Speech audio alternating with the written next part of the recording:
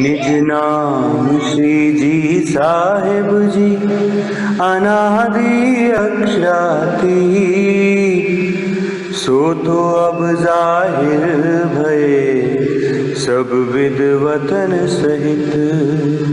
श्री श्यामा जी वर सत्य है सदा सत सुख के दाता, विनती एक जो वल्लभा मंगनानी अभिधान। वाणी मेरे पियू की न्यारी जो संसार, निराकार के पार थे तिन पार के भी पार। अंगुत कंठा उपजी मेरे करनाए ही विचार, ए सत्यवाणी मत के ल्यूं जो इनको सार। इन सार में कई सत सुख सो मैं निर्णय करूं निर्धार। ए सुख द्यूं ब्रह्म श्रेष्ठ को तो मैं अंगनाना, जब वे सुख अंग में आवही तब छूट जाए विकार। आयो आनंद अखंड घर को श्री अक्षरातीत भरता।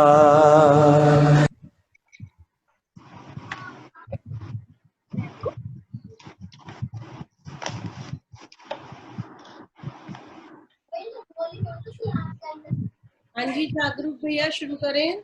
हाँ जी, एक बार सब बच्चों को म्यूट करने के लिए बोल दीजिए, बाकी मैं कर ही रहा हूँ। अपना माइक म्यूट कर लीजिए। ठीक है बच्चों, फिर अपन शुरू करते हैं। बोलो श्री प्राणनाथ प्यारे की जय, सद्गुरु महाराज की जय। बच्चों लास्ट क्लास में अपन ने ये सुना था कि स्वामी श्री प्राणनाथ जी जागनी यात्रा पे निकले और सबसे पहले कहाँ पर गए? जयराम भाई कंसारा के घर पे, ठीक है ना, वीप बंदर में। यहाँ पे छोड़ी थी ना अपन ने लास्ट क्लास। तो अब वो जाते किस तरीके से थे? उस टाइम तो कोई ट्रांसपोर्टेशन नहीं था, कोई सड़कें नहीं थी। तो जानू भैया आपको अच्छी अच्छी 2-3 स्टेप्स सिखाएगा जिससे आपको पता चले कि इतना इजी गोइंग नहीं था। स्वामी जी पन्ना जी गए, लेकिन पन्ना जी तक कितनी मुश्किलों से हम सुंदर साथ के लिए पहुंचे, है ना। जानू भैया एक ऐड करना बेटा। नहीं वो ये तो लास्ट टाइम वाली है ना, 33 नंबर। ये तो पहले की क्या, ये नेक्स्ट। देखो बच्चों, सिर्फ एक ही माध्यम था, नाव, है ना। उस नाव पे सवार होके कभी हवा उस तरफ चली कभी नहीं चली, आपने जिधर जाना है कैसे जाते थे। देखो स्वामी जी दिख रहे हैं ना नाव में बीच में, है ना, सेंटर में व्हाइट ड्रेस में, है ना। नेक्स्ट जानू भैया। हाँ ये देखो ऐसे वो उतरते थे और उनको जो भी जानते थे सुंदर साथ ही कहेंगे हम तो, वो उनसे मिलते थे और फिर स्वामी जी उनको वाणी की बात सुनाते थे। और भी है जानू एक, गुड। हाँ देखो बच्चों, ये स्वामी जी ऐसे ही, जो स्वामी जी है ना, कहाँ से दीप बंदर से आगे चले, फिर कपाइये गए, मंडई गए, वहां पे उनके एक जगह कपाइये में तो उनके बड़े भाई का ही घर था, हरवंश ठाकुर का, और वो उससे मिले। वहां उसको भी माया के नाते से नहीं मिले कि तुम मेरे बड़े भाई हो कैसे हो, सुंदर साथ के नाते से। वहां उसको जाकर भी ज्ञान की बात बताई कि तुम क्यों माया में फंसे हुए हो, अपनी जीव की मुक्ति के लिए क्यों नहीं सोचते, कब प्रयास करोगे, सारी उम्र गुजर गई। ऐसे करके उसको भी खंडनी के वचन, झकझोर देने वाली बातें, जिससे उसको लगे कि हाँ मैं तो अपना व्यर्थ में ही समय खराब कर रहा हूँ सारा, है ना। ठीक है जानू भैया, इट्स ओके। फिर देखो बच्चों, ये जो अभी आपको लास्ट फोटो भैया ने दिखाई, ये स्वामी जी कहाँ पहुंच गए? ठट्ठे नगर। ठट्ठे नगर में वो चिंतामणि जी से मिले। इसको नोट कर लो भले आप, छठा नगर चिंतामणि जी। चिंतामणि जी पता है कौन थे? वो आचार्य थे, जैसे और धर्मों के बड़े सीनियर मोस्ट होते हैं ना फाउंडर्स, ऐसे वो भी कबीर पंथी थे, कबीर जी को मानते थे, बहुत बड़े आचार्य थे उसके।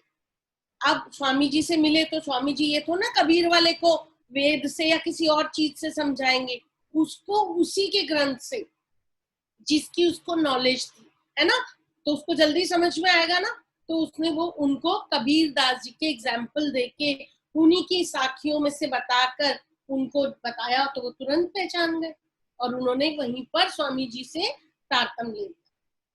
देखा वाणी में कितना बल है बेटा, आपको समझ में आ जाती है तो फिर आपके लिए पोस्ट कोई इंपॉर्टेंस नहीं रखती कि भाई मैं इतना बड़ा हूं, मैं तो खुद कबीर का आचार्य हूँ, मेरे तो इतने शिष्य हैं। ऐसा उसने नहीं सोचा ना, क्यों सोचेगा, उसको तो आगे का ज्ञान मिल गया।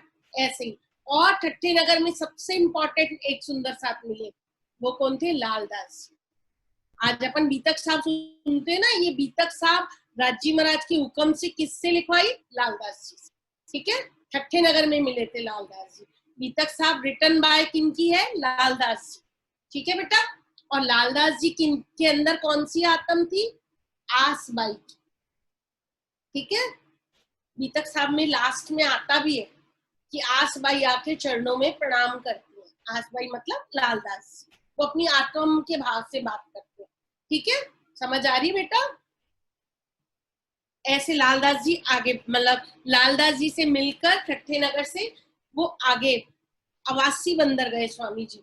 जैसे आज किडनैपिंग होती है ना, ऐसे उस टाइम स्वामी जी की जो लौकिक पत्नी थी, तेज कुंवरी जी नाम था ना उनका, अपन चौपाई बोलते हैं तेज कुंवरी श्यामा युगल पल पल करूं प्रणाम। तो तेज कुंवरी जो थी वो बंद में आ गई, इट मींस उनको किडनैप कर लिया था।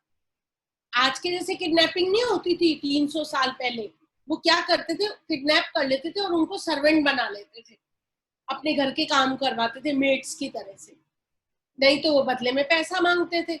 इस चक्कर में ऐसे फिरौती में तेज कुंवरी जी बंद में आ गई थी। अब स्वामी जी को तो उनके पीछे अरब में जाना पड़ा, लेकिन अरब में राजी महाराज और भी वजह से भेज रहे थे, क्योंकि वहां पे सुंदर साथ भी थे। स्वामी जी जाएंगे तभी तो सुंदर साथ से मिलेंगे। अब बेटा जैसे होता ना, अब मेरा नाम अंजू भगत है, कोई मुझे दूसरा भगत सरनेम वाला मिलता है तो मुझे लगता है कि यार ये तो मेरा एज लाइक रिलेटिव ही है ना, क्योंकि सरनेम सेम है। ऐसे अवासी बंदर में एक सेठ रहते थे, भैरव ठक्कर।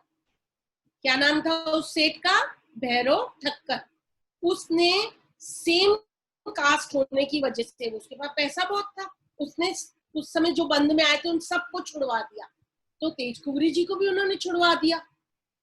अब स्वामी जी को लगा कि ये सेठ है दुनिया का, इसने मेरी पत्नी को छुड़वा दिया, तो मैं भी सेठ हूँ किसका? ज्ञान का। ब्रह्म ज्ञान था ना उनके पास तो बहुत ज्यादा। स्वामी जी के अंदर राज्य की शक्ति है, तो वो तो क्या बांटेंगे? ब्रह्म ज्ञान ही बांटेंगे ना। तो उन्होंने सोचा कि मैं भैरव ठक्कर को ये ज्ञान सुनाता हूँ। भैरव ठक्कर भी आने लग गए चर्चा सुनने के लिए। अब 2 महीने तक वो आते रहे, सुबह शाम स्वामी जी उनको चर्चा सुनाते रहे, लेकिन उनकी आत्मा ही नहीं जगी। स्वामी जी ने सोचा क्या बात है भाई, इनको चोट ही नहीं लग रही इन वचनों से। एक दिन स्वामी जी उनके घर में टहलते टहलते चले गए, तो उन्होंने क्या देखा कि भैरव ठक्कर जो है वो क्या कर रहे हैं? हुक्का पी रहे हैं। अब स्वामी जी को समझ में आ गई कि इनके अंदर क्या है, ये सारी बैड हैबिट्स है। वो सी पोर्ट पे रहते तो सी फूड ही खाते थे ना, मछलियां वगैरह, उनका तो यही भोजन था।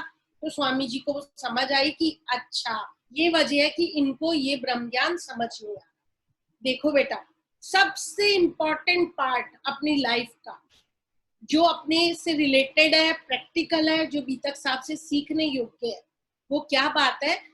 अपन किसी सीनियर क्लास में जाते हैं या कोई एंट्रेंस एग्जाम अटेम्प्ट करते हैं, तो वो क्या कहते हैं, आपकी मिनिमम क्वालिफिकेशन ये है तो आप ये आगे अटेम्प्ट करो, है ना। मिनिमम क्वालिफिकेशन मांगते हैं ना वो लोग। अपन ने इंजीनियर बनना है तो एग्जाम देना पड़ेगा, डॉक्टर बनना है तो एग्जाम देना पड़ेगा, वो पास करेंगे तो नेक्स्ट मिलेगा ना। ऐसे ही ब्रह्म ज्ञान अगर हमें एक्सेप्ट करना है, ग्रहण करना है, लेना है, तो उसके लिए स्वामी जी ने क्या बताई? 4 बातें परहेज करने के लिए, मतलब प्रोहिबिटेड बताई है अपनी ग्रंथ में। 4 बातें कौन सी हैं वो? एक तो तंबाकू पीना छोड़ दो, ये सिगरेट और ये सब नहीं पीना, शराब नहीं पीनी, मांस नहीं खाना, प्योर वेजिटेरियन होना चाहिए, ठीक है। और कोई भी बैड हैबिट, किसी दूसरी स्त्री का संग, इट मीन्स और भी जो पैसे से ज्यादा बैड हैबिट्स आ जाती है वो सब, उन्होंने कहा कि ये 4 चीजें छोड़ोगे तब ब्रह्म ज्ञान तुम्हें समझ में आए, ठीक है।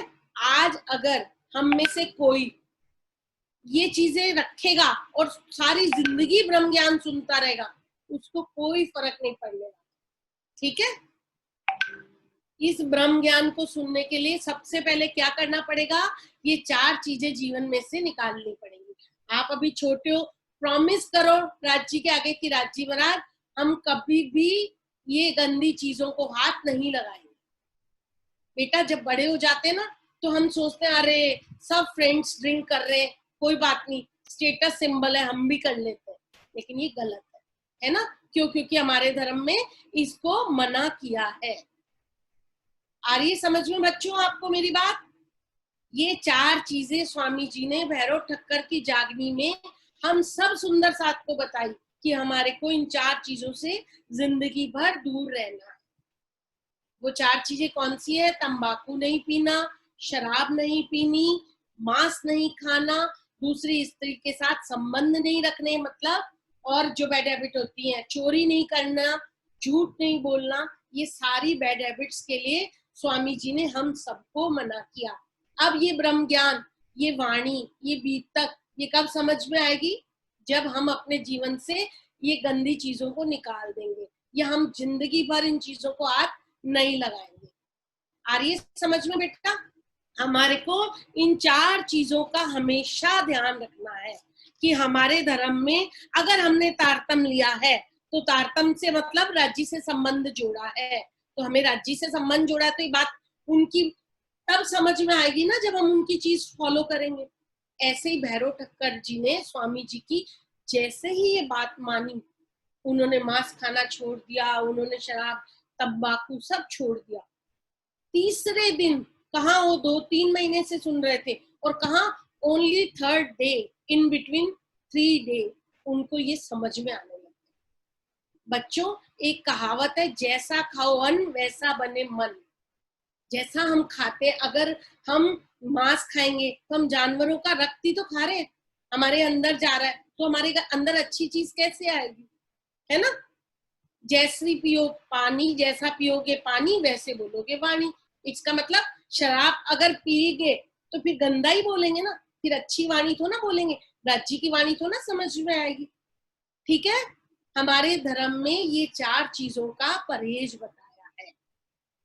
जैसे ही भैरव ठक्कर ने ये समझा, उनको ये वाणी समझ में आने लग गई, ठीक है। ऐसे करते करते स्वामी जी मस्कत बंदर गए, आवासी बंदर गए, सूरत गए। देखो बेटा, हर जगह स्वामी जी गए, हर जगह उनको सुंदर साथ मिले, हर जगह उनके साथ जो जो सुंदर साथ टच में आया, हम सुंदर साथ को उनसे सीखने को मिलता है। लेकिन ऐसे तो बीतक बहुत बड़ी है ना, तो अपन इसको इन 3 डेज 4 डेज में कवर नहीं कर सकते। इसलिए आपको जब ये शिविर समाप्त हो जाए और टाइम मिले, आप ऐसे ही नेट पे यूट्यूब पे सरकारश्री की चर्चा सुनना बीतक की, ठीक है। बीतक साहब बाय सरकारश्री ऐसे डालना तो आ जाएगी, तब आपको सारी चीज एक्सप्लेन से सरकारश्री के मुख से सुनने को मिलेगी। हमने भी उन्हीं से सीखा, उन्हीं से समझा, है ना, तो आपको और अच्छे से समझ में आएगी। जानू भैया, एक आपको मैंने 10 और 18 2 नंबर बोले थे, प्लीज वो शेयर करो तो।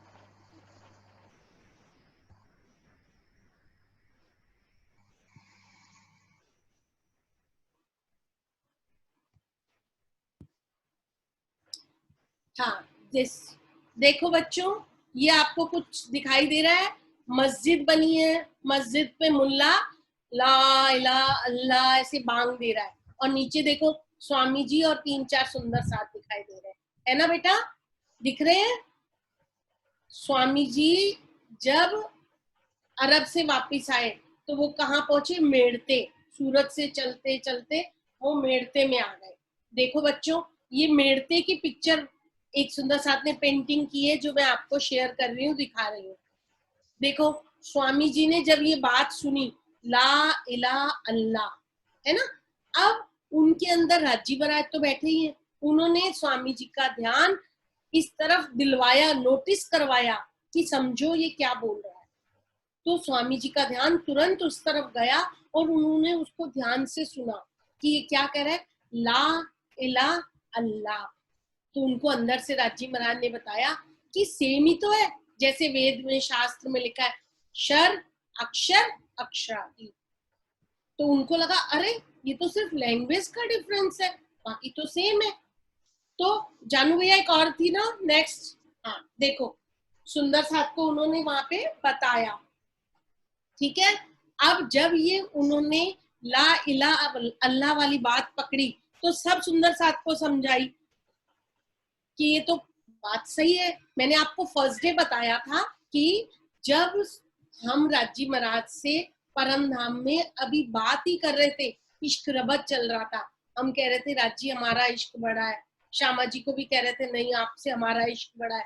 उस टाइम पर अभी हमारे यहाँ खेल की तरफ सुरता मोड़ी नहीं थी, तब कुरान में मोहम्मद साहब ने अपनी सारी बात लिख दी थी। वो सारी बात स्वामी जी को यहाँ मेरते में आकर समझ आई कि ये जो ला इला अल्लाह बोल रहा है ये तो हमारी बात है। अब राज्य की बात तो राज्य कहलवाते तभी आती है ना, किसी और की तो उसमें नहीं है। हुक्म राज्य महाराज ने जब किया, ठीक है बेटा, इट्स ओके, थैंक यू। देखो बच्चों आपको समझ में आई, मस्जिद में खड़े होके मुल्ला से जब स्वामी जी ने ये सुना ला इला अल्लाह, तो उनको लगा, अंदर राज्य महाराज ने बताया कि ये तो वही है। अब उन्होंने इस कुरान का ट्रांसलेशन देखा, डीपली इसको जाहिरी तौर पे पढ़ा, तो उनको सारी बात क्लियर हो गई। सुंदर साथ के लिए, सुंदर उनको तो सब पता था, अंदर राज्य बैठे हुए थे, लेकिन सुंदर साथ को उन्होंने क्या समझाया कि कुरान में अल्लाह किसको कहा है, राज्य, परम धाम में जो राज्य है उनको वेद में क्या कहा है, अक्षरातीत, तो कुरान में क्या कहा है, अल्लाह ताला। हम परम धाम में कहते हैं श्यामा जी, वो क्या कह रहे हैं, रू अल्लाह। कुरान में क्या लिखा है श्यामा जी को, रू अल्लाह। हम कहते हैं परम धाम, वो क्या कह रहे हैं, अर्शे अजीम।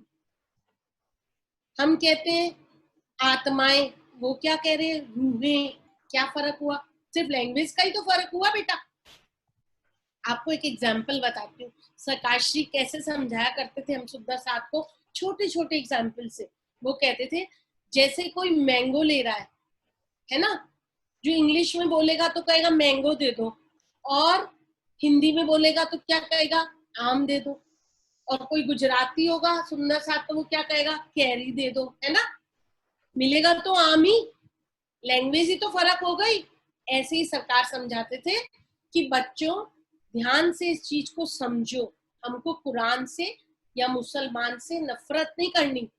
क्यों, क्योंकि इस धर्म ग्रंथ में भी हमारी ही बात लिखी हुई है। आ रही है समझ में आपको मेरी बात। इसीलिए जैसे अब उनको समझ में आई ना, उन्होंने सुंदर साथ को बताई कि देखो बेटा कुरान में क्या लिखा है, अल्लाह ताला। कुरान में क्या लिखा है, अल्लाह ताला। बाइबल में क्या लिखा है, supreme truth God. Bible English में लिखी हुई है ना, कुरान उर्दू में लिखी हुई है, सबकी अपनी अपनी भाषा है। बाइबल में क्या लिखा हुआ है, सुप्रीम ट्रुथ गॉड, ठीक है, ट्रुथ। वेदों शास्त्रों में क्या लिखा हुआ है, अक्षरातीत, ठीक है। गीता में क्या लिखा है, उत्तम पुरुष। गुरु ग्रंथ साहब में क्या लिखा है, साहेब।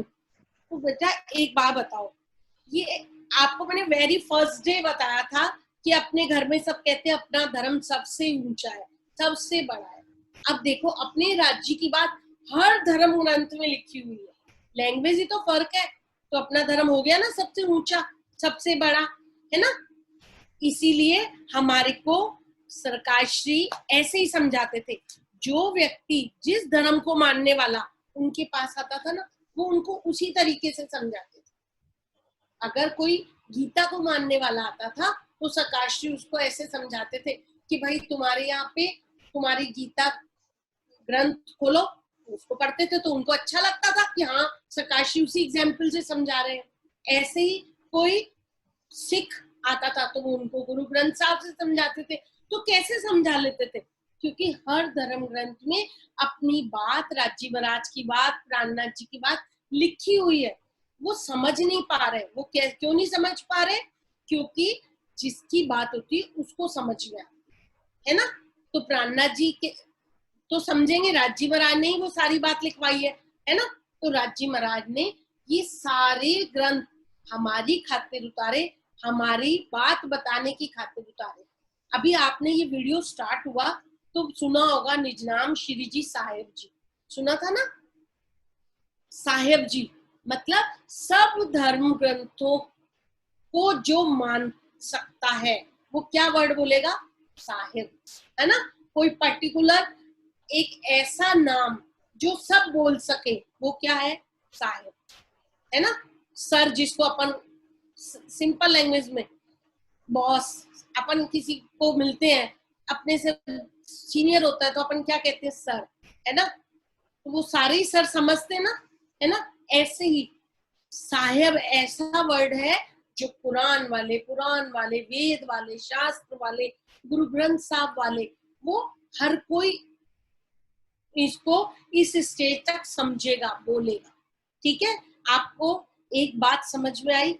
अगर प्राणनाथ जी की वाणी जो प्राणनाथ जी ने हम सुंदर साथ को दी, ये पूरे वर्ल्ड को मिल जाए तो कोई झगड़ा रहेगा?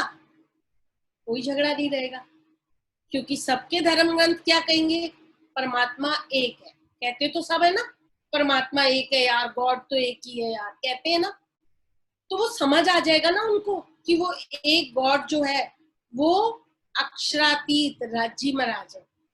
तो प्राणनाथ जी की वाणी अगर हम सबको समझाएं, पूरे विश्व को मिल जाए, तो फिर विश्व की एकता जिसको कहते हैं, जिसको शांति, विश्व शांति कहते हैं, वो चीजें अपने आप से ही हो जाएंगी।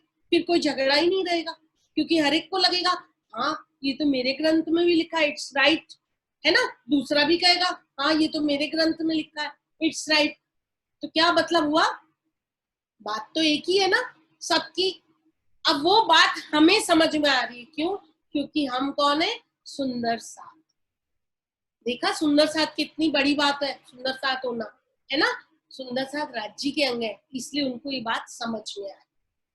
ठीक है ना बेटा। आप बच्चों को आज की क्लास से ये समझ लेना चाहिए कि हमारे को किसी से नफरत नहीं करनी। क्यों? क्योंकि उसके ग्रंथ में जो लिखा है वो उतनी नॉलेज रखता है, उसको अभी आगे का नहीं पता। वो आगे का पता हमें सरकार श्री की कृपा से, मेयर से, इस वाणी की बरकतें, इस वाणी से हमें समझ आया, है ना। तो ये ग्रंथ बीतक साहब हमारे को ये बेसिक्स बताती है। वाणी तो परम धाम की बात बताती है, वाणी तो परम धाम की सारी नॉलेज देती है, लेकिन अब यहाँ पर रहना है, यहाँ पर कैसे रहना है, कैसे खाना है, कैसे बोलना है, कैसे चलना है, ये एक एक बात बीतक साहब में लिखी हुई है। तो बीतक साहब क्या हो गई? प्रैक्टिकल, है ना। बीतक थ्योरी नहीं है। बीतक में सारी बात जो लिखी हुई है वो हमारी लाइफ का प्रैक्टिकल होना चाहिए। तभी तो बीतक का मतलब क्या कहना चाहिए? बीतक हमने सुनी, ये कैसे मानोगे? हम उसको अपने जीवन में फॉलो करेंगे तभी तो हम कहेंगे हमने बीतक सुनी। अदरवाइज तो टोटली क्या हो गया? थ्योरेटिकल हो गया ना, प्रैक्टिकल तो नहीं हुआ। इसलिए बीतक साहब एक प्रैक्टिकल है जो अपन सबको अपनी लाइफ में लेना है। जैसे आज के टॉपिक में क्या था? 4 चीजों का परहेज, है ना। वो 4 चीजें कौन सी हैं? लाइफ की सबसे इंपॉर्टेंट, तंबाकू पीना नहीं है, शराब नहीं पीनी, हमारे को मांस नहीं खाना, बिल्कुल नॉन वेज को कभी हाथ नहीं लगाना, स्मोक नहीं करना, ड्रिंक नहीं करना। अगर हमने तारतम लिया है और हम चाहते हैं कि हाँ हमारा जीव जो हमारे अंदर चेतन है उसको मुक्ति मिले, वो ज्ञान हमें समझ आए, तो कैसे आएगा बेटा? जब उसके लिए बेस तैयार होगा तभी तो आएगा बेटा। अगर हम छोटा सा गमले में कोई पौधा भी उगाते हैं ना तो उसके अकॉर्डिंग बीज डालते हैं, खाद डालते हैं, पानी देते हैं, तभी तो वो निकलता है पौधा, अंकुर आते हैं ना उसमें, आते हैं। समझ आ रही है इस चीज की? जो पंजाब में रहते सुंदर साथ वो समझते होंगे कि जो किसान होता है वो खेत में फसल उगाता है, उसके अकॉर्डिंग पानी, मिट्टी, खाद, बीज सब डालता है, तभी तो फसल लहलाती है। ऐसे ही हमारा जो बेस है वो अगर इन 4 चीजों के हिसाब से होगा कि हाँ नहीं, अगर ये लाइफ में होंगी तो कभी भी वाणी समझ नहीं आएगी। चाहे हम उसको सुनते रहे, मंदिर जाते रहे, बीतक सुनते रहे, चर्चा सुनते रहे, कुछ भी नहीं होने वाला। इसका मतलब सबसे पहले हमें इस चीज का ध्यान रखना है कि हमारे धर्म में इन चीजों को प्रोहिबिटेड कहा है, निषेध कहा है। ठीक है, हमें अपनी लाइफ में इन चीजों का संग कभी भी नहीं करना। चाहे हम कितना पढ़ लिख जाएं, अच्छी पोस्ट पे चले जाएं, हमारी लाइफ में राज्य में कितना ऊंचा पद दे दें, हम उस इन गंदी चीजों को हाथ नहीं लगाएंगे। ठीक है ना? क्योंकि हमारे धर्म की बेसिक तो यही है।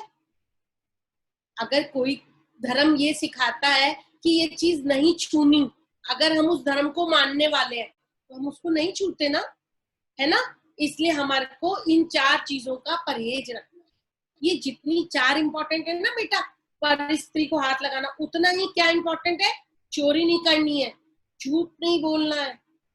हम तो कितना इजी ले लेते हैं, अरे कोई नहीं, छोटी सी, इसको पता भी नहीं चलेगा, लेकिन गलत तो गलत होता है ना, है ना? तो ये चीजों को भी हमें ध्यान रखना है। और दूसरी चीज, कुरान पक्ष की आज जो हमने समझी, कुरान से हमें राजीव राज ये बताना चाहते हैं कि कुरान वाले नहीं जानते कि कुरान में क्या लिखा है, लेकिन सरकार श्री की मेहर से इस वाणी को उन्होंने समझाया तो हम समझ गए कि कुरान में भी सिर्फ लैंग्वेज चेंज है, बात हमारी लिखी है ना? अर्शे अजीम, परम नाम, अल्लाह ताला, राजीव राज, ये चीज हमारी है ना, हम समझ रहे हैं इस चीज को, इसलिए। ठीक है बेटा, अब अपना भी समय हो गया और नेक्स्ट क्लास जूली मैम की है, वो भी आपको बताएंगी। किसी को कुछ पूछना तो नहीं जानू भैया? जिनको भी कुछ पूछना है वो पूछ सकते हैं, हाथ ऊपर हो रहे हैं। हाँ जी, काव्य जी। मैम ठट्टा नगर में वो किस किस से मिले थे? ठट्टा नगर में बेटा ऐसे तो बहुत सुंदर साथ थे, लेकिन जो इम्पोर्टेंट वाणी में बताए ना, वो थे चिंतामणि जी, वो कबीर दास जी को मानने वाले थे, आचार्य थे वो, मतलब उनके भी आगे कई शिष्य थे, वो कबीर की बातें उनको बताया करते थे। और दूसरे इम्पोर्टेंट किससे मिले थे? लालदास जी जिन्होंने गीता लिखी। ठीक और मैम सखियों को कुरान में क्या कहा गया है? है, रूहे। Okay ma'am. और बेटा अरब से वापस आने के बाद मैम वो कहाँ पे गए थे? यहाँ पर मैम अरब से वापस आने के बाद मैम कायनात जी कहाँ पे गए थे? आगे जैसे वहां से लौटे तो रास्ते में जो जो पढ़ता गया चलते गए, है ना? लेकिन मस्कत बंदर गए, अवासी बंदर गए, और क्या कहना चाहिए, सूरत गए। सूरत के बाद फिर वो अपने जहां पर ये मेड़ता है ना, उसका प्रसंग आता है, क्योंकि वहां पर ये इम्पोर्टेंट एक बात है जिसको रखा गया है, तो मैंने आपको वो समझाई, मेड़ता। Okay ma'am. और कोई मैम बच्चे? श्यामा जी को कुरान में क्या कहा गया है? रूह अल्लाह, अल्लाह की रूह, बड़ी रूह जिसको वाणी में कहते हैं, श्यामा महारानी। मैम राजी को वेद और शास्त्र और गीता में क्या कहा गया है? बेटा अक्षरातीत, और उत्तम गीता? पुरुष। गीता में कहा है उत्तम पुरुष और वेदों में कहा है अक्षरातीत। Okay ma'am. Okay ma'am. ठीक है बच्चों, इट्स ओके। मैम राजी को कुरान में क्या कहा गया है? अल्लाह ताला, वो बोलते ना ला इलाहा अल्लाह, वो अल्लाह किसको बोलते हैं? रज। इट्स ओके जानू? हाँ जी। ठीक है बच्चों, प्रणाम जी। अब अपन सब जूली बहन से आगे परम नाम की बात सुनते हैं। हाँ जी जूली बहन ज्वाइन कीजिए। प्रणाम जी, प्रणाम बच्चों, प्रणाम जी। बोलो श्री प्राणनाथ प्यारे की जय, बोलो श्री सतगुरु महाराज की जय। जागरूक स्वरूप दिखाना बच्चे। एक मिनट, सारे बच्चे म्यूट कर लेना, एक मिनट।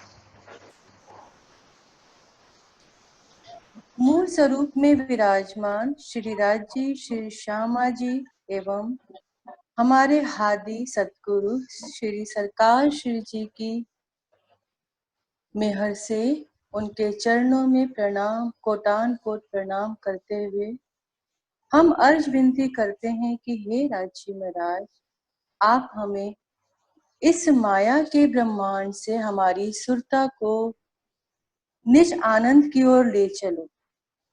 और वो निज आनंद कहाँ पे है? जहां पर हम बैठे हैं, परम धाम में। बच्चों, मैंने आपको रंग जागरूक, अब एक एक बूंद हाथ चलना बच्चे, धीरे धीरे। हाँ जी। आपको मैंने परम धाम के बारे में बताया था, लेकिन खाली ज्ञान ही आवश्यक नहीं होता बच्चों। ज्ञान के साथ जब तक प्रेम नहीं आएगा तब तक ज्ञान अधूरा रहता है। सकाश्री कहते थे कि वाणी मंथन, चितवन और रहनी का कोई विकल्प नहीं है। तो वाणी मंथन तो हम कर ही रहे हैं, वाणी हम पढ़ते हैं, जैसा कि सविता मैडम हमें बता रही हैं वाणी के बारे में। चितवन हमारा संगीता मैडम, और साथ में मैं आपको परम धाम के बारे में बता रही हूँ, और अंजू बहन हमें रहनी के बारे में यानी बीतक साहब बता रही हैं। तो इन तीनों चीजों का कोई विकल्प नहीं है, लेकिन प्रेम से साथ साथ प्रेम बहुत जरूरी है। सकाश जी कहते थे कि हमें हमारी जो रहनी होती है वो इस तरह की होनी चाहिए कि बहुत नम्रता भाव लेके चलना चाहिए। सुंदर साथ जी, छोटा भी बड़े को प्रणाम कर सकता है और बड़ा भी छोटे को प्रणाम कर सकता है। कोई छोटा भी गलती कर सकता है और कोई बड़ा भी गलती कर सकता है। तो पूर्ण तो कोई भी नहीं है, पूर्ण एक सिर्फ हमारे राजी महाराज हैं जो कि पूर्ण ब्रह्म कहलाते हैं। तो हम यही भाव लेके अब चलते हैं। जागरूक चलो बच्चा। सबसे पहले हमने देखा परम धाम 8 सागर और 8 जमी से घिरा हुआ है, और उसके सेंटर में हमारा रंग महल आया है। जागरूक आगे चलो बच्चे, पीडीएफ खोलो। पीडीएफ में सीधा सेकंड फ्लोर से? नहीं, फर्स्ट फ्लोर स्टार्टिंग से लेते चलो बच्चे, जैसे मैं बता रही हूँ। हाँ जी। है ना? परम धाम हमारा 8 सागर और 8 जिमी से घिरा हुआ। एक बार 2 मिनट में मैं रिवाइज करा रही हूँ बच्चों आपको। और उसके बाद इसके परम धाम के एकदम सेंटर में हमारा श्री रंग महल आया है, जो कि 9 भूम 10वीं आकाशी है, यानी कि 9th फ्लोर का और टॉप फ्लोर 10th। उसमें हमने पहली भूम देख ली थी। पहली भूम की क्या विशेषता है फर्स्ट फ्लोर में? कि उसमें रसोई की हवेली है। पहली चौरस हवेली जो है वो रसोई की हवेली है, और 5वीं गोल हवेली वो संगीता मैडम आपको बता रही है, मूल मिलावा, जो कि बहुत अच्छी तरह उन्होंने वर्णन किया उसका। और दूसरी भूम की क्या विशेषता है? दूसरी भूम में भूलवनी के मंदिर आए हैं। जागरूक क्या हुआ बच्चे?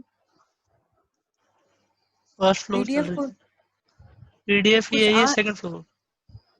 नहीं, कुछ दिख नहीं रहा बेटा, कोई मैप नहीं दिख रहा। एक मिनट,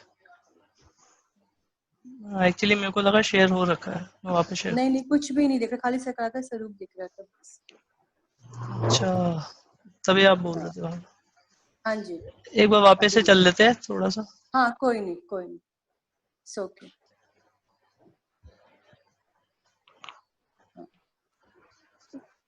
ये बच्चों हमारा रंग महल 9 भूम 10वीं आकाशी। मैंने आपको पहले भी कहा था कि आपको जो पिक्चर शेयर कर दी गई है, आप इसको देखेंगे, बार बार देखेंगे तो आपके दिमाग में बात बैठती जाएगी। आगे चलते चलेंगे हमने देखा चांदनी चौक में 2 पेड़ों की शोभा आई है, हरा वृक्ष और लाल वृक्ष। इसके अंदर हम रंग महल के अंदर गए तो वहां पे हम क्या देखते हैं कि पहली रसोई की हवेली, ये धाम दरवाजा, रंगमहल का धाम दरवाजा है।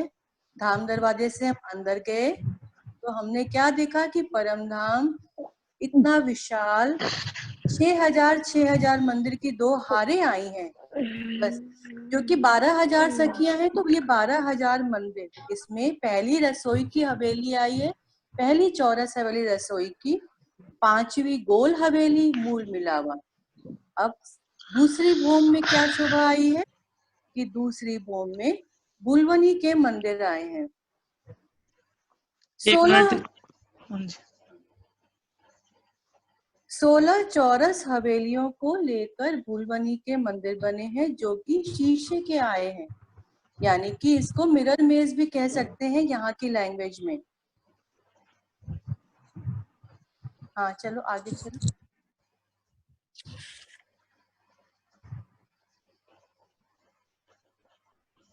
नाइनटीन नंबर है, 19 नंबर, बुलवनी के मंदिर 19। हाँ ओके, एक और आगे कर लो, दर्पण वाला।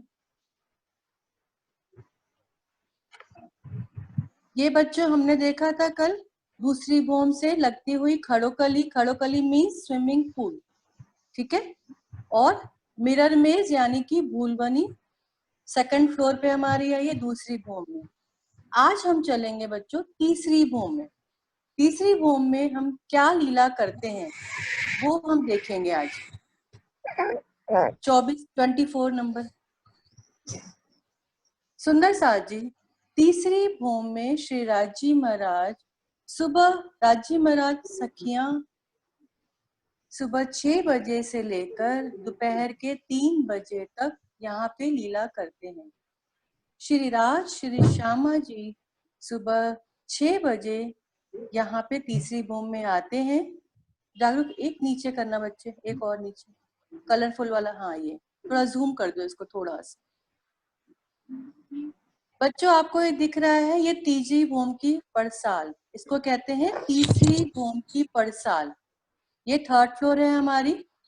यहाँ पे श्री राज श्री श्यामा जी एवं सखियां सुबह 6 बजे आते हैं और आके यहाँ पर जो आपको व्हाइट कलर की मेहराब दिख रहे हैं ना, पिलर्स जो व्हाइट कलर के हैं, यहाँ पर आके श्री राज श्री श्यामा जी खड़े हो जाते हैं और सारी सखियां उनके दाएं बाएं लेफ्ट राइट खड़ी हो जाती हैं रेलिंग को पकड़ के। कल किसी बच्चे ने पूछा ना कठेड़ा क्या होता है, बताया था रेलिंग।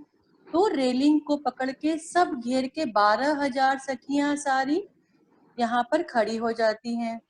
और परम धाम में जितने भी पशु पंक्षियां होते हैं, जितने भी जानवर होते हैं, सब आके यहाँ पे राजी महाराज के दर्शन करने आते हैं 6 बजे। 6 से 6:30 बजे तक यहाँ पे दर्शन लीला होती है। सब राजी महाराज की नजरों से अमीरस लेते हैं, यानी कि एनर्जी लेते हैं, और उसके बाद सब प्रणाम करके चले जाते हैं यहाँ से। फिर उसके बाद यहाँ पर श्रृंगार की लीला होती है। आपको यहाँ पे बच्चों ये आसमानी रंग का मंदिर दिखाई दे रहा है, इसमें लिखा भी हुआ है। आप अपने फोन में जब जूम करके देखोगे ना तो आपको दिखाई देगा।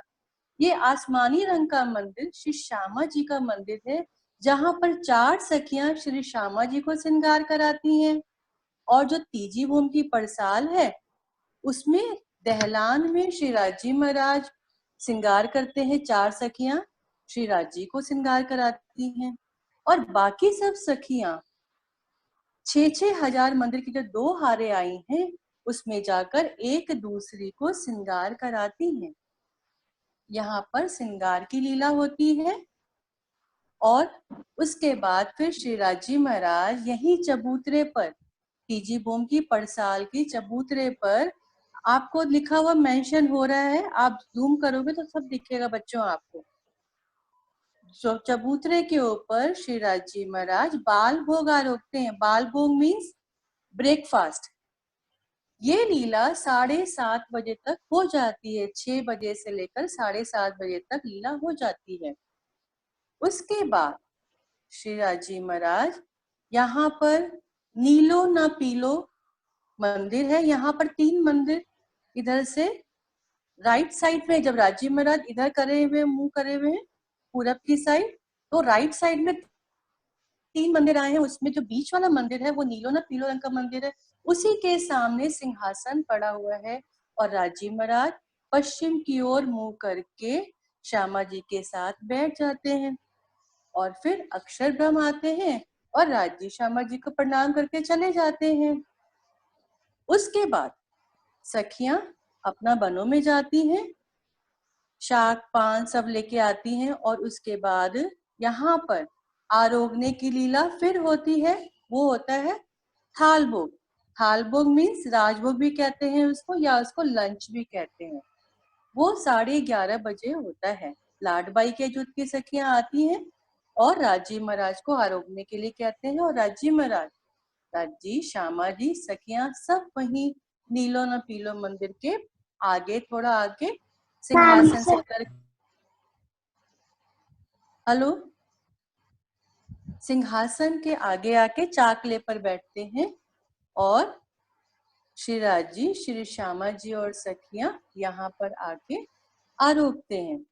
उसके बाद आरोगने के बाद राजी महाराज सारी सखियों को पान का बीड़ा देते हैं, मतलब पान देते हैं सबको। बीड़ा मतलब पान देते हैं और फिर सब सखियां राजी नीलो न पीलो मंदिर में राजी और श्यामा जी शयन के लिए चले जाते हैं, विश्राम के लिए चले जाते हैं और सखियां अलग परम धाम में अलग अलग जगह पे चली जाती हैं।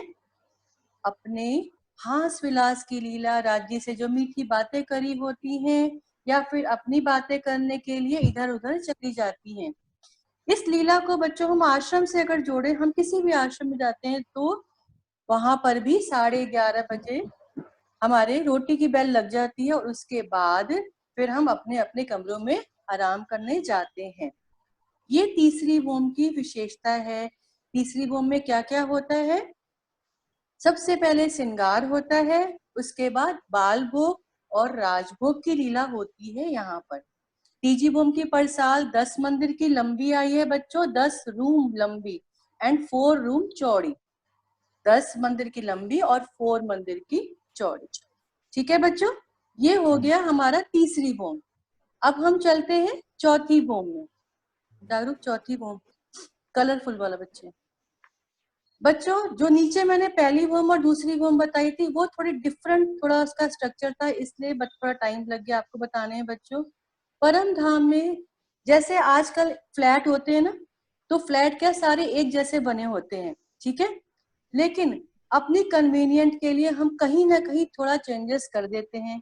परम धाम में भी सब कुछ वैसा ही है। टोटल फर्स्ट फ्लोर से लेकर 9th फ्लोर तक सेम स्ट्रक्चर है, थोड़ा बहुत लीला के हिसाब से डिफरेंट है। तो वो बताया था पहली भूम दूसरी भूम में, तीसरी भूम में थोड़ा सा चेंज। तीसरी भूम, इसको आप आज यहाँ की लैंग्वेज में गैलरी भी कह सकते हो इसको। तीजी भूम की पर साल मतलब गैलरी भी कह सकते हो। अब हम आ गए चौथी भूम में। चौथी भूम में बच्चों निरत की लीला होती है।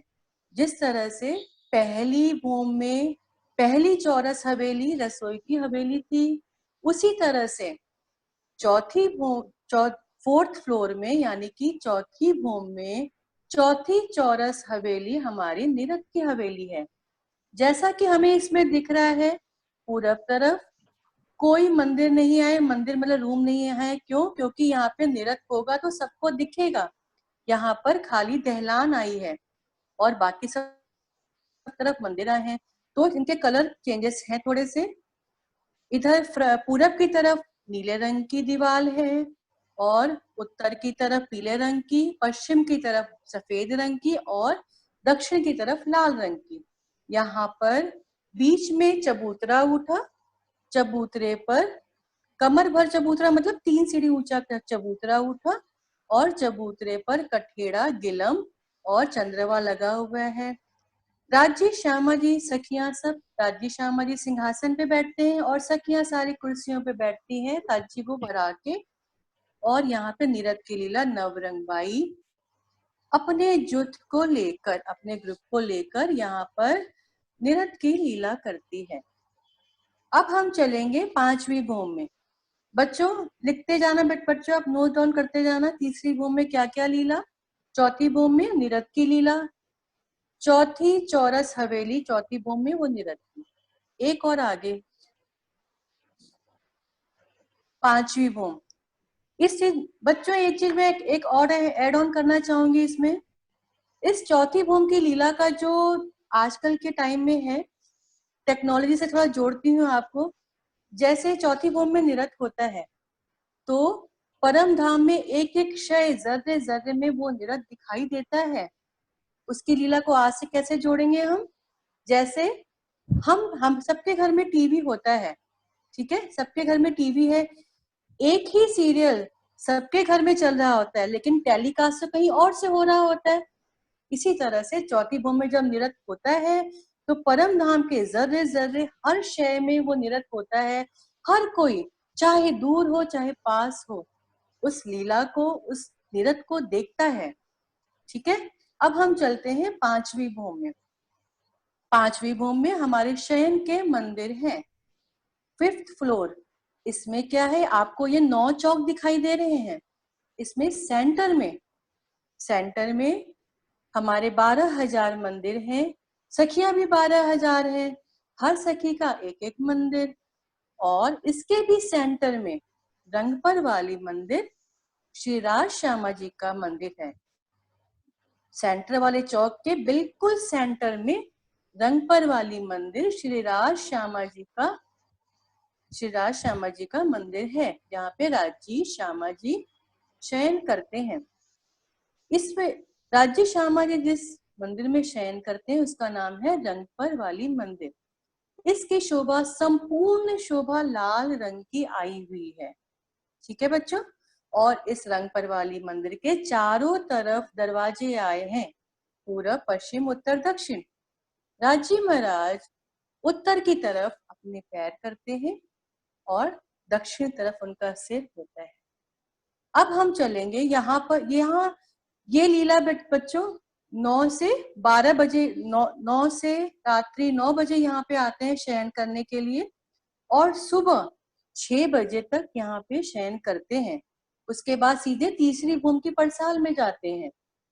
ठीक है, जब हम किसी भी आश्रम में या पन्ना जी में कभी जाते हैं, जागरूक आगे करो, जब हम किसी भी आश्रम में या पन्ना जी में जाते हैं, जब हम सुख को निधान बोलते हैं तो हमारा ध्यान कहाँ होना चाहिए? पांचवी भूमि में, क्योंकि राजी श्री श्यामा जी को हम पांचवी भूमि में उठाने आते हैं। ठीक है, ये होगी पांचवी भूमि।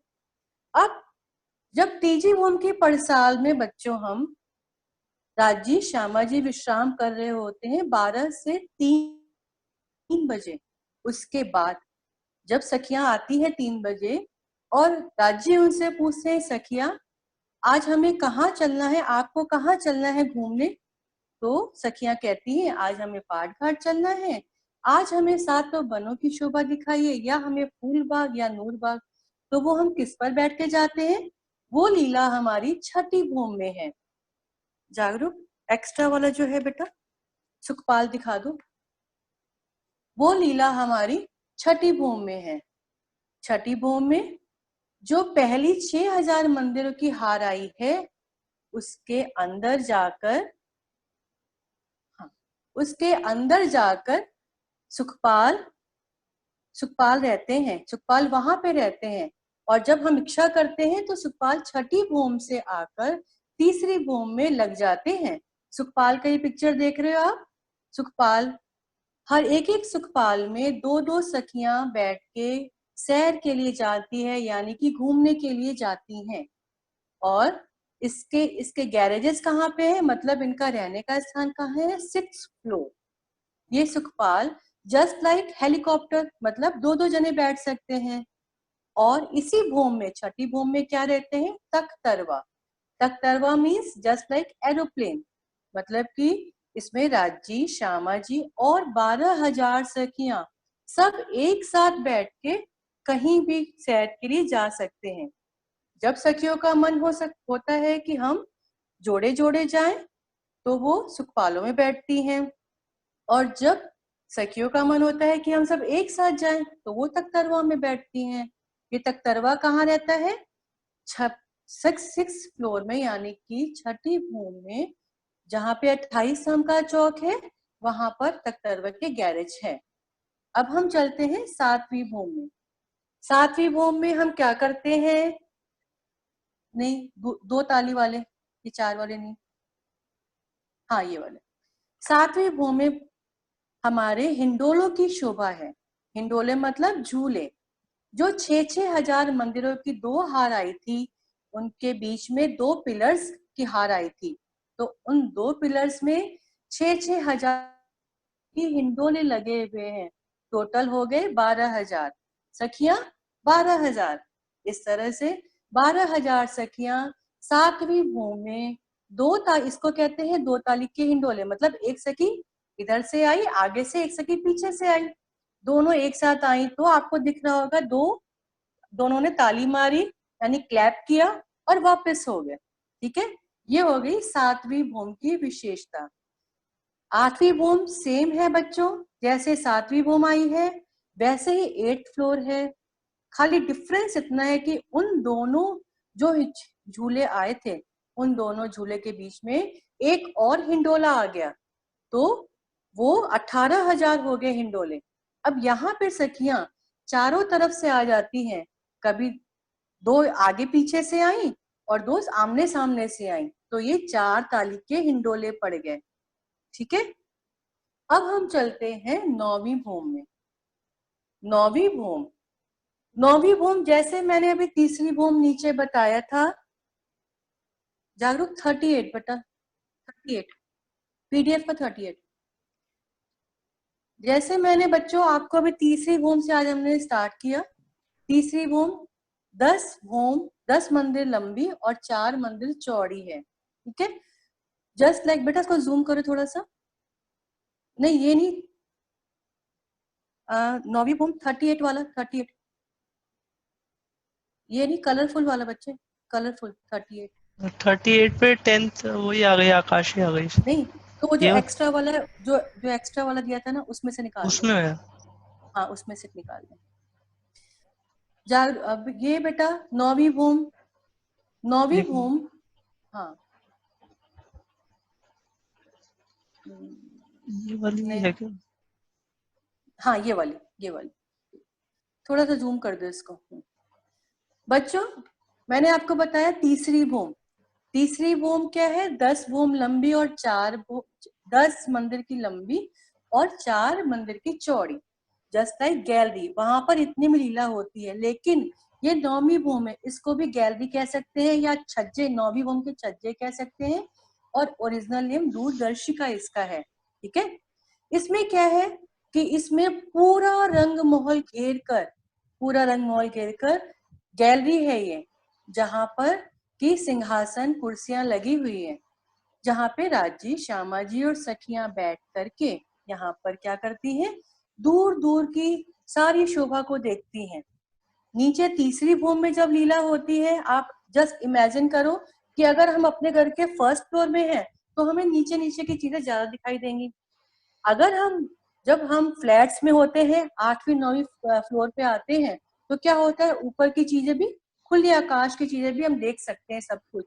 तो वैसे ये 9th फ्लोर में क्या होता है कि इसको दूरदर्शिका कहते हैं वाणी की लैंग्वेज में, और या फिर छज्जे भी, 9वीं भूम के छज्जे भी कह सकते हैं। आपको बेटा इसमें दिख रहा होगा कि जगह जगह पर सिंहासन कुर्सियां लगी हुई है, ऐसे पूरी घूमती हुई, पूरा रंग महल घूमती हुई आई है। जब श्री राजी श्यामा जी पूरब की तरफ बैठते हैं तो वहां पे क्या देखते हैं? पाट घाट, 7 वन, क्योंकि 7 वन आए हैं, अक्षरधाम, जमुना जी, सब वहां देखते हैं। ये आपको हम अगली क्लास में बताएंगे कि श्री रंग भवन के पूरब, पश्चिम, उत्तर, दक्षिण में क्या है। लेकिन चूंकि 9वीं भूम पे हम बैठे हुए इस समय और हमें वहां की शोभा देखनी है कि राज्य दिखाते हैं। देखो सखियों, परम धाम सामने तुम्हारे पूरब दिशा में क्या है? 7 वन आए हैं, जमुना जी आई है, पाट घाट आया है, अक्षरधाम आया है। लेकिन हमने अक्षरधाम कभी देखा नहीं, क्यों? कभी इच्छा ही नहीं हुई हमारी अक्षरधाम का, अक्षरधाम को भी नहीं कभी देखा हमने। कब देखा? जब श्री राजी महाराज ने चाहा तब देखा हमने, नहीं तो जो राजी महाराज हमें दिखाते थे हम वही देख लेते थे। ऐसे ही राजी महाराज उत्तर की तरफ दिखाते हैं लाल चबूतरा, बड़ोबन, मधुबन, महाबन, पुखराजी पहाड़। और दक्षिण की तरफ दिखाते हैं बट पीपल की चौकी, कौश कौस और तालाब, मानिक पहाड़। और पीछे तो क्या शोभा है पश्चिम की तरफ, फूल बाग, नूर बाग, अन्न बन, धूप तुलीचा। फूल बाग में तो असंख्य तरह के फूल आए हैं। ये शोभा डिटेल में आगे बताएंगे। अब इनको देखते हुए हम चलते हैं 10वीं भूम यानी कि टॉप पर चलते हैं। 10वीं भूम बच्चों आजकल लोग बनाते हैं टेरेस गार्डन बनाते हैं लोग। तो ये 10वीं भूम जस्ट लाइक हमारा टेरेस गार्डन है। 10वीं भूम में खूब सारे फूलों के गार्डन्स और घास के गार्डन्स और यहाँ तक कि मेवों के भी गार्डन्स हैं। फूलों के बगीचे, घास के बगीचे, मेवों के बगीचे, जहाँ चाहे वहां हास विलास की लीला करें। और बिल्कुल सेंटर में कमर भर ऊंचा यानी कि 3 सीढ़ी ऊंचा एक चबूतरा गोल उठा, उसके चारों तरफ 6 बच्चे जस्ट लाइक पॉन्ड या यूं कह लो कि उसमें से फाउंटेन निकल रहा है। जस्ट लाइक आप कुछ भी जैसे फाउंटेन, उसमें से फाउंटेन निकल रहा है, ये जो दिखा रहे मेंशन कर रहे, पानी भरा हुआ उसमें, उसको 6 बच्चे कहते हैं वाणी की लैंग्वेज में। चारों तरफ चबूतरे के 6 बच्चा और सेंटर में श्री राज श्यामा जी का सिंहासन और कुर्सियां लगी हुई हैं। श्री राज जी, श्री श्यामा जी और सखियां इस चबूतरे पर पूर्णिमा की रात्रि को 9 से 12 बजे यहाँ पर आते हैं और लीला यहाँ पर हास विलास की करते हैं। जस्ट इमेजिन करो बच्चों कि पूर्णिमा की रात्रि में चांद अपनी पूरी रोशनी लिए हुए रहता है और चांद से सीधे ही राज्य महाराज के चांद सितारे सारे राज्य महाराज के सिर पर आ जाते हैं। ऐसा लगता है कि पूरा ही आकाश मंडल हमारे सिर के ऊपर आ गया और इतना टिमटिमाता है, इतना अच्छा लगता है।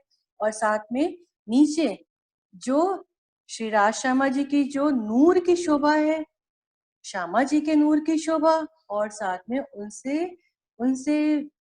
उनके नूरी अंग जो सखियां बैठी हैं उन सब की शोभा आपस में ऐसे टकराती हैं, रिफ्लेक्ट करती हैं कि समझ ही नहीं आता है किसकी शोभा है। इतना जहूर हो जाता है, इतनी शोभा हो जाती है उसकी कि वो बयान में नहीं आती है। और सखियां 9 से 12 बजे तक यहाँ पर लीला करती हैं और उसके बाद 12 बजे के बाद फिर सखियां कहाँ जाती हैं?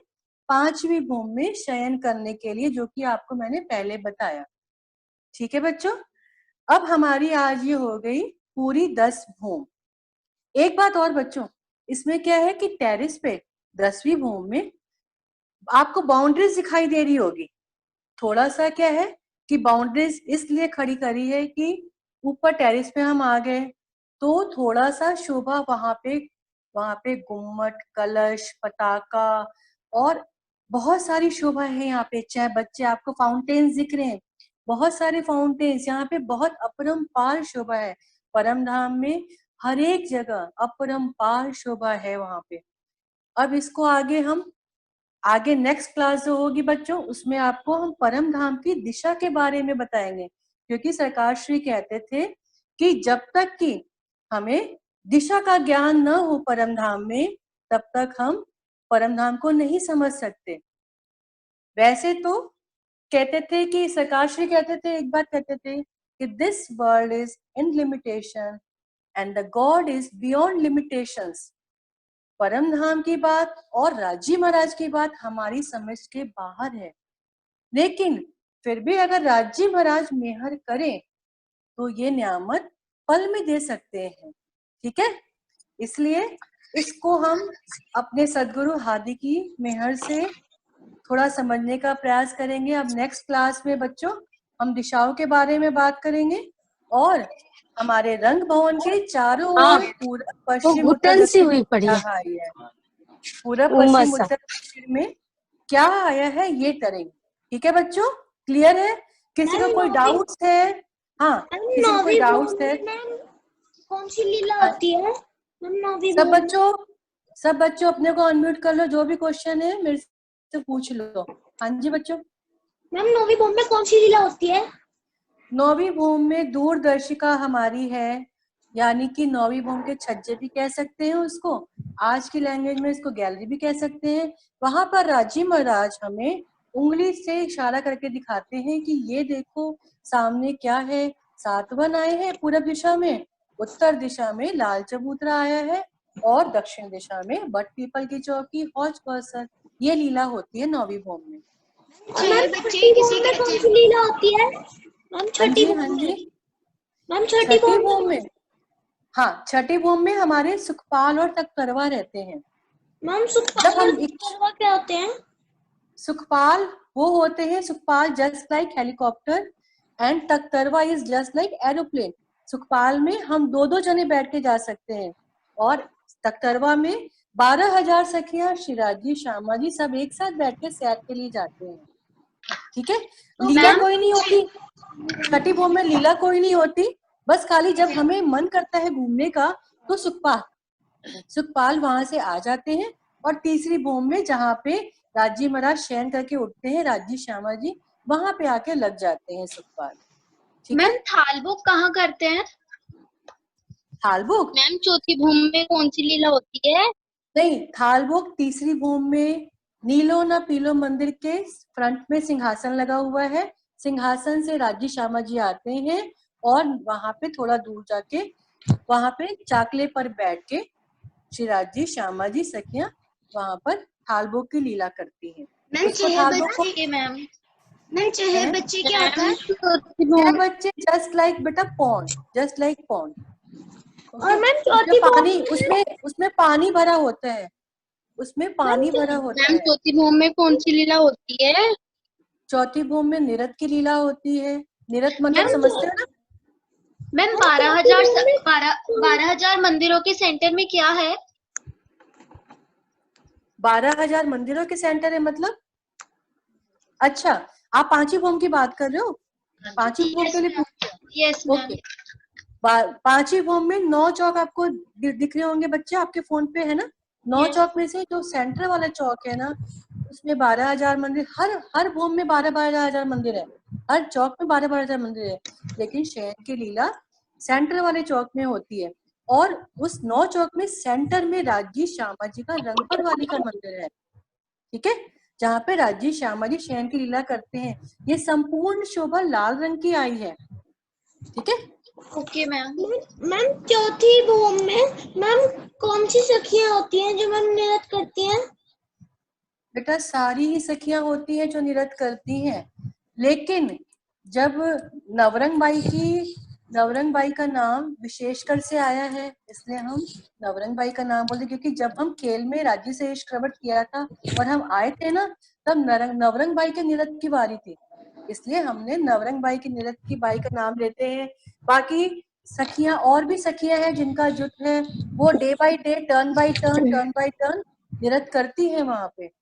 लेकिन जब हम खेल में आए थे तो नवरंग बाई के जुट की सखियों का नृत्य का टर्न था उस दिन, इसलिए हम नवरंग बाई का ही नाम लेते हैं। ठीक है। मैम हाँ जी बच्चे, हाँ मैम जो जी। चौथी भूमि में जो मंदिर है पीले सफेद और लाल, वो कौन कौन सी दिशाओं में है? बेटा इतना चलो, चौथी भूमि में जो मंदिर है, ठीक है, पीछे पश्चिम दिशा में सफेद रंग का मंदिर है। ठीक है, उत्तर दिशा में पीले रंग का मंदिर है, दक्षिण दिशा में लाल रंग का मंदिर है, और पूरब दिशा में कोई मंदिर नहीं है, वहां पे खाली पिलर्स के ऊपर मेहराब बनी हुई है, लेकिन वो ब्लू कलर की आई है, नीले रंग की आई। ठीक है, ओके मैम। क्लियर? मैम पहली भूमि और दूसरी भूमि की शोभा बता दो। पहली भूमि और दूसरी भूमि कितनी बार बताऊं? चलो, पहली भूमि में क्या है कि रसोई की हवेली है, पहली चौरस हवेली रसोई की। उसके बाद पांचवी गोल हवेली क्या है? मूल मिलावा। और दूसरी भूमि में 16 चौरस हवेलियों को मिलाकर भूलबनी के मंदिर बने हैं, यानी कि मिरर मेज के मंदिर। और बाहर निकलकर रंग भवन से बाहर आकर क्या बना हुआ है? स्विमिंग पूल, यानी कि खड़ोकली। ये पहली भूमि और दूसरी भूमि की विशेषता है। First floor and second floor. क्या मैम? बच्चों और कोई डाउट्स आपको? Yes ma'am. मैम तीजी भोग में श्रृंगार कहाँ करते हैं? तीजी भोग में श्रृंगार कहाँ करते हैं? श्यामा जी को 4 सखियां आसमानी रंग के मंदिर में श्रृंगार कराती हैं। जो आप लोग को ये लिंक भेजा जा रहा है ना बच्चों, इसमें आपको ये लिंक में दिख जाएगा, मैप्स दिख जाएंगे। दोबारा अपना होमवर्क करना, आप लोग इसको देखना, उसमें अच्छी तरह जूम करके देखना, तो आपको दिख जाएगा उसमें कि आसमानी रंग का मंदिर है, वो श्यामा जी का मंदिर। मैम मैं वो आपकी शाम फोटो सेंड कर देना। ओके ठीक है, मैं जागरूक भैया को बोलूंगी कि इन सब की आपको पीडीएफ एक बार शेयर कर देंगे अलग से भी। एंड मैम ठीक है? राज जी कहाँ श्रृंगार करते हैं तीजी भोग में? राजी महाराज दहलान में श्रृंगार करते हैं। वो जो तीजी भोग की परसाल है ना, उसमें वहां पे मेंशन है दहलान, ठीक है? वहां पे राजी को 4 सखियां श्रृंगार कराती हैं। आसमानी रंग के मंदिर में श्यामा जी को 4 सखियां श्रृंगार करती हैं, और सब सखियां 12,000 सखियां 6,000 मंदिरों की जो 2 हारे घूमती हुई आई है ना, उसमें जाकर एक दूसरे को श्रृंगार कराती हैं अपना। ठीक है? Okay ma'am. ठीक है, क्लियर सबको बच्चों? अब अपन नेक्स्ट क्लास जो लेंगे वो दिशाओं के बारे में और रंगमहल के पूरब पश्चिम उत्तर दक्षिण में क्या आया है। ठीक है? और बहुत ही प्रेम से राज्य से अर्जी करते रहेंगे, राज्य महाराज हमें अपने निज सुखों में ले चलो, हमें हमारी सुरता को यहाँ से फिराओ, और कहाँ ले चलो? जो संगीता मैम हमारी क्लास ले रही है, मूल मिलावे की, क्योंकि सुरता एक ही राखिए, सुरता एक ही राखिए। वेरी गुड, मूल मिलावे माँ है। ठीक है, संगीता मैम का आप लोगों को लर्न हो गया है सब कुछ। चलो ठीक है बच्चों, ओके, टाइम ओवर हो गया आज तो। Any questions? No ma'am. Any question? Okay बच्चों, थैंक यू जी, प्रणाम जी, प्रणाम जी, प्रणाम जी। प्रणाम जी मैम। प्रणाम जी मैम। प्रणाम जी, प्रणाम।